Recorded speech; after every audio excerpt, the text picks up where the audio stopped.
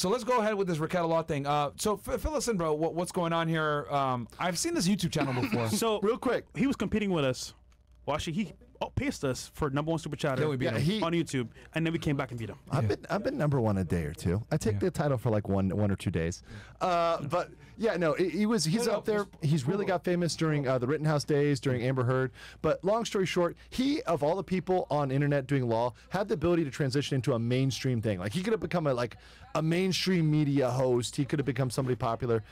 But he decided to start drinking. He decided to start. I mean, it looks like we know drinking for sure. Yeah. And this all culminated. This kind of downward slide culminated in a search warrant being executed a few days ago for his house based on a mandatory reporter. Do you know what a mandatory reporter is, Myron? No. What is that? There's certain people. See, privilege is not what you think it is. Everyone thinks, oh, I go talk to my priest. I go talk to my therapist, and they're going to keep it secret. That's not true. Oh. The only real privilege is attorney-client privilege. Yeah. And even that's under attack. See the Trump cases for details, right? Yeah. But attorneys have the only real privilege. Everybody else is not real privilege. They don't have to keep it secret. So somebody told the preacher something, and the preacher went as a mandatory reporter under law. They're required to turn it into law enforcement.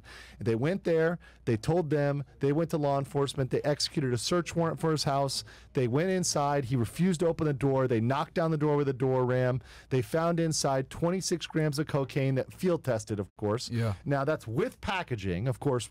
There can be debate with or without packaging. Yeah. If it's cut or not cut, different states do that differently. Damn. You know, if it's fucking 50% baking soda, is it 26 grams or is it 13, right? That's a legal question, right? Yeah. That aside, they found cutters, they found dollar bills with on them, they found snort tubes, they found ketamine, eight pills of ketamine. What the fuck is it, 1985? Dude had ketamine? It's a workshop in here. and a brown substance, which I'm hoping is not heroin. The guy went to jail with him, his wife, and another woman who was living him as the quote-unquote nanny, but is rumored, and this is a speculation, and I'm caveating the speculation, to be his mistress in a throuple sort of situation there. Oh shit! So they went. They going all hard in pain. Yeah, it's crazy facts. So they all went to jail. The third woman got out. The wife got out. The wife and him got out on bail. They dropped the charges against the other woman. But now he's out. He's yet to get back on YouTube. He had a Rumble contract, just like you guys, because he made that contract a while ago. So okay. He was with Rumble as well. So really crazy facts. But why would he need to? Like, he was always pretty clean.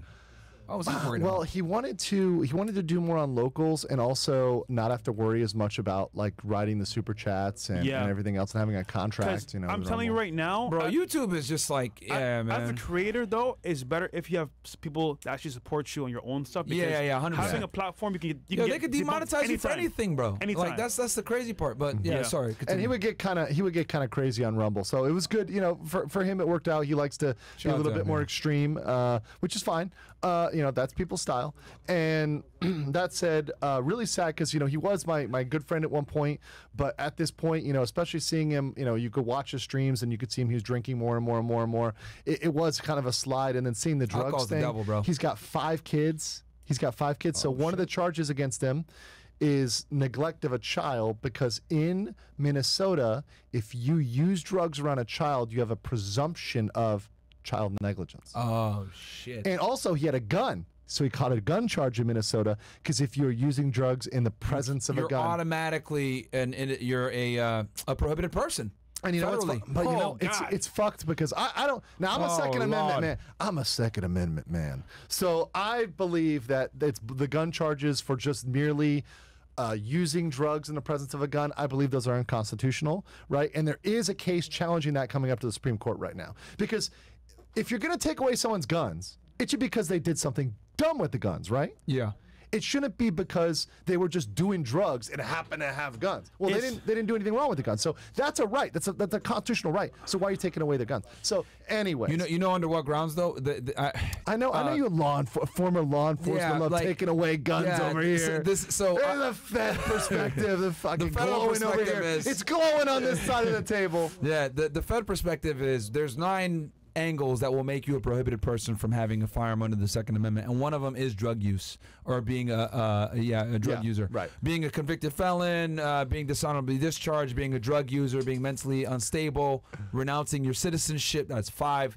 There's 4 others. I can't remember all of them. But what's the irony of this, though? I mean, he does law content on and YouTube. now he's being covered. He's like the coveree has become the covered. Yeah. Right? Like he was the thing that really started this type of coverage, and now it's part of him. And if it had been, you know, he's covered these type of cases for other people, so it's very interesting turning around and having to cover it for him. It's something I don't like to do because there's kids involved. It's always sad when there's kids involved. Yeah. Right? It's different if you want to go out there and fuck up your life if you're you know, single, but if you've got kids, you know. You know what worries me though, bro? Like they can and I've seen them do this before. They can hit you with a federal charge, possession of a firearm while committing a drug trafficking offense.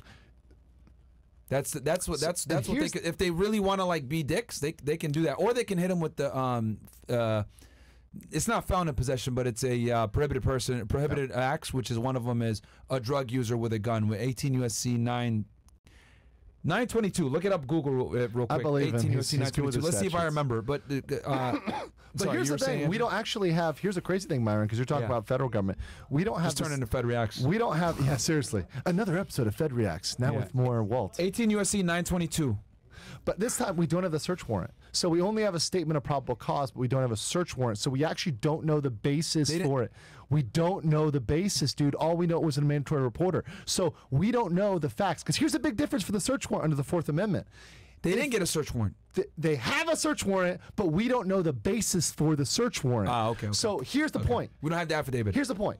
If the search warrant was because somebody went to the preacher and said, they're smoking dope or they're doing lines, right? That's probably not enough under the 4th Amendment for a search warrant. It might be for a health check, but not a search warrant. Yeah. But if it was because they said they went to the preacher and said they're doing it in front of kids and here's evidence and here's other stuff, then that might be sufficient. So we don't know right now. Wow. We have no clue. So the search warrant is what we're waiting on in the Nick Rekieta case, which is going to be a huge thing because the constitutional arguments, as you know, federal government, state government, this is a state case, right? But if you violate the U.S. Constitution, that's it. So Nick Rekieta's best defense is to go for a constitutional defense, say it's an unlawful search, then you can bury then the cocaine goes out, you know, the guns go out, the whole thing goes out. He can recover from it. If he gets that. But of course, it's for a person who was, you know, like us in kind of the more conservative sphere, right? It's a bad look as a family man. Obviously, there's going to be PR damage no matter what. That's done, right? But he could get out of the criminal charges. It's possible.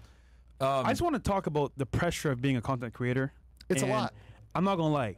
A lawyer amidst content, I can only imagine the pressure you have as a creator and a family man having 5 kids is crazy. Guys, I'm telling you right now. Behavior, by the way, but I'm just saying that's a lot of pressure. But Walt, I mean, this is just for my channel. I'll tell you what I do. I do 1 stream a day almost, and I'll take breaks every once in a while for my, you know, my sanity. But I mean, like today, I did 3 hours of research for my show. I streamed for 4 hours, right? Shit. Damn.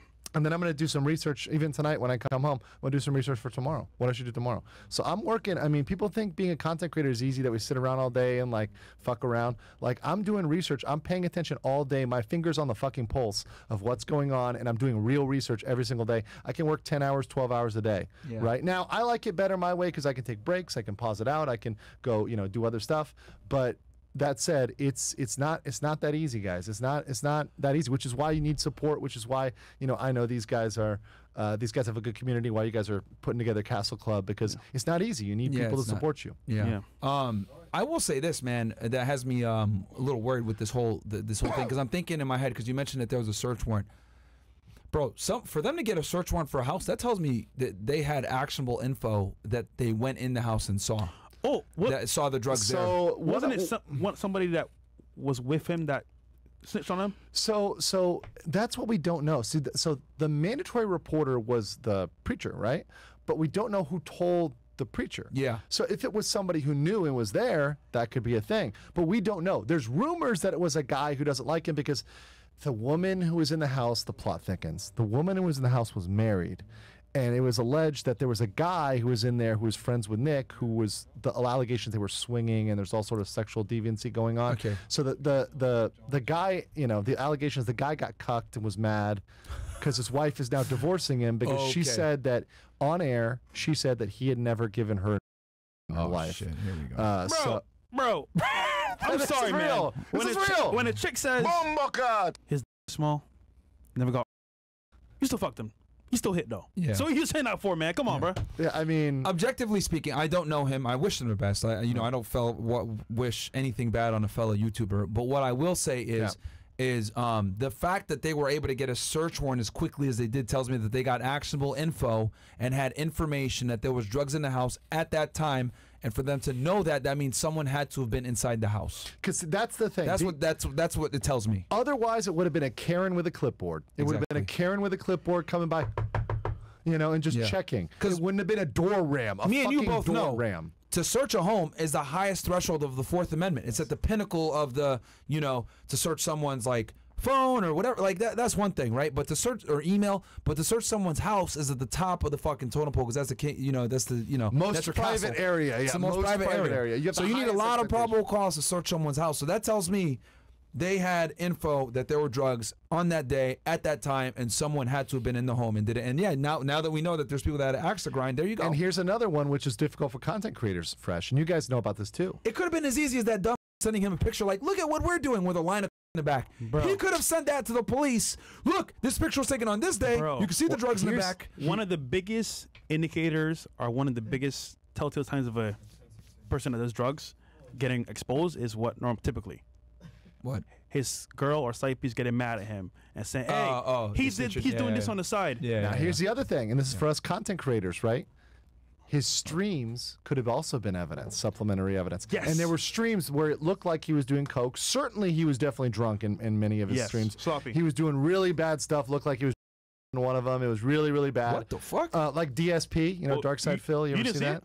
That nigga looked sloppy on camera, bro. Yeah, I mean, I wish him the best. it's but out there. Yeah, I was kind of like, Yeah, you don't do drugs, guys. Or drink. Don't Fuck get that shit. drunk on stream. It's not Yeah. good. But it looked like he had some powder on his nose at one point. That could have been admitted as evidence. So the thing is, as a content creator, you gotta understand this. It's all admissible, right? So if there's a case, your streams are admissible. This is not private information. This is they're gonna look at your stream, they're gonna pull it, and they're gonna use it against you. So maybe it's not the primary evidence. I don't think that's the only evidence. Could have been in supplementary 100%. evidence. 100%. So they put an affidavit. for sure. This guy's a drug user. Blah blah blah. Look at him here. Look at him here. Yeah.